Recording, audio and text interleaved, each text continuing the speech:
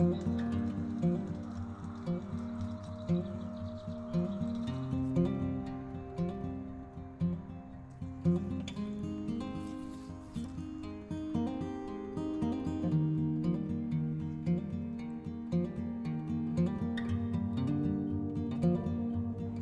and welcome to Brimwood Farm. It is about time that I showed you guys around the farm again and how we are going for this year. There's two main things that we're going to do today. The first is we're going to go and check out that Wildflower Meadow.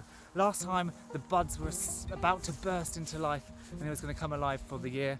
So we're going to head over there and see that. We're also going to look at some of my beautiful trees on the farm and work out just how old they are.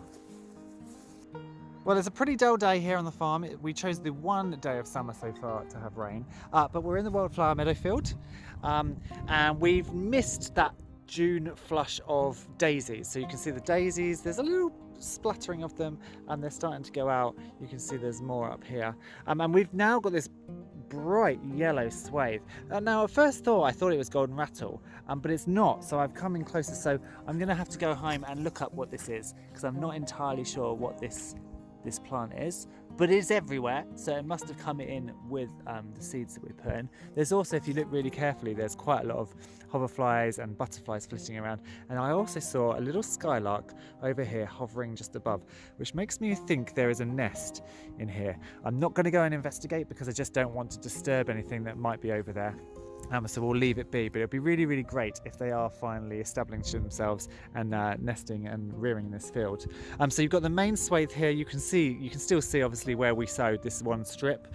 This is the periphery edge. You've got a few more thistles here, which are again brilliant for wildlife. Really good for wildlife. There's some oxeye daisies still that haven't gone. There's quite a lot of clover around as well, although now I'm actually looking for it, I can't see it. Here we go. There's lots of lovely clover to enrich the soil. There's a few spots of ragwort as well. Some of you may be really anti-ragwort, and you do need to realise that it is toxic, and you don't want your livestock to be eating it. If you keep livestock, and this is what I'm going to do in the future, when I strip graze my fields, I will pull out ragwort that's actually in pastures, but I won't pull it out from around the edges and things like that, because this is a really, really good plant. There's several species of moth that can only eat ragwort, and for the most part livestock won't eat it. They'll stay away as long as they've got good other forage. It becomes really dangerous when it's dug up and turned into hay, because as it's dried, the animals can't taste the difference between it and the hay, and that's when they start to eat it. There's some really interesting other little plants around. Look at this lovely little clump of grasses with these beautiful pink seed heads. Lovely. This, I don't know what this is. It looks like it's coming up into a daisy-like flower. So that's another one that I need to look at. This is a really interesting specimen in the field. It's my husband, who's not enjoying the rain. But yeah, on the whole, it's doing really, really well. Again, if I just walk this way, you can see. So this is the strip that we sowed. And that was about 3 years ago now. And then this was the strip that we didn't sow. So it's starting to move its way across.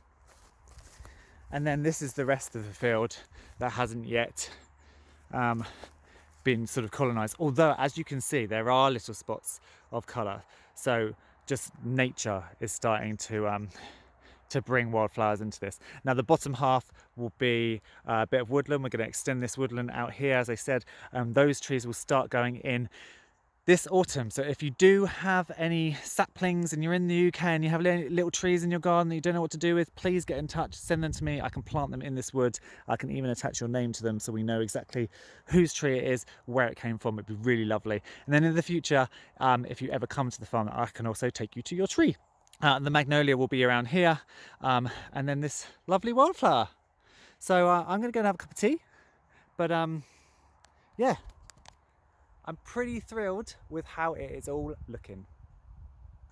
Well, behind me there is a splendid old oak tree, and I remember these as a child when I was here on my grandfather's land, and we used to climb up into the branches and we'd attempt to make tree houses, and it's just the most beautiful tree. You can see It really is extensive, but I would love to know how old it is and how long it's been looking over these lands. And you know, if trees could speak all the wonderful things it has seen. It's got this beautiful gnarled bark, which is just gorgeous. And then there's little bits that have died, so there's obviously had a big branch come off at this point, and bugs have gone in and they've started to make their home, and trees are just homes for so many creatures. And actually, talking about that, one of the things that I'm going to start offering on Patreon is that you're going to be able to sponsor a tree, and for the length of time that you do sponsor the tree, you'll get updates, what's living in it, how it's growing, that sort of thing. So if you're a tree hugger, then definitely check that out. But the main thing that I want to do today is I want to work out how old this tree is. Now obviously I'm not going to cut the tree down and look through the lines. There's another way that you can get kind of an estimated age of the trees on your farm or in your garden. So one way to kind of guesstimate how old your tree is to measure it. We're not going to cut it in half and count rings, because then it would be a dead tree. What you basically do is you go to about waist height and you measure the diameter of the tree. Now obviously it's only an estimation, because some people are going to be shorter, some people are going to be taller, but you basically go around the tree, and then every inch of tree equals 1 year of age. So Sard has got the tape measure. Now I did forget my normal one, my loose one, so I've got a metal one, which is a bit of an annoyance, but we're going to go around the tree and see how old it is. So if I hold it here and then you want to walk round about this height.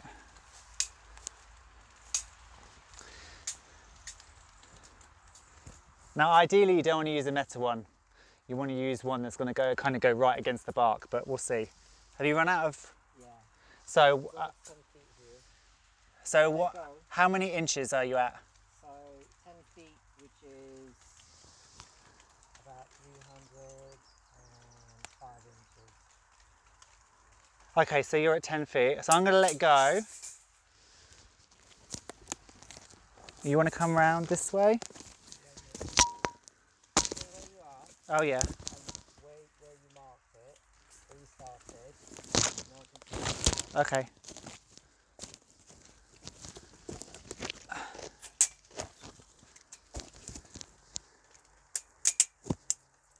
So it's 10 feet plus. 10 feet plus 7 feet. So 17 feet. How many inches is 17 feet? What's an inch? So there you go, 180 inches, 200. Well, that's 83 inches. Yeah. So, and how long is the whole thing? 120 inches. So 120 plus 83. This is our mathematics. 120. So it's 203 years old. That's really cool. So okay, so 203 years old. When are we? We were 219. Yeah. 2019. So what is it? 17. No, 1819? 1815? Yeah. 1816, isn't it?